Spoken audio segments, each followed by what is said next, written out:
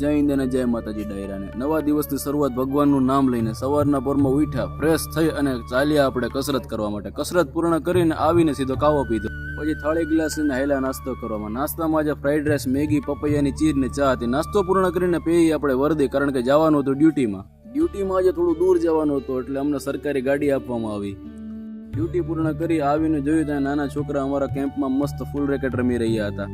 આજે આપણે ખરીદી કરવા જવાનું હતું એટલે રિક્ષા પકડી અને આવી ગયા સીધા માર્કેટમાં. બહારની માર્કેટનો નજારો તો એક અલગ જ છે. આજે વરસાદી મોસમ છે એટલે માર્કેટમાં કઈ ખાસ ભીડ જોવા નથી મળતી. આપણે આવી ગયા બકાલા માર્કેટ.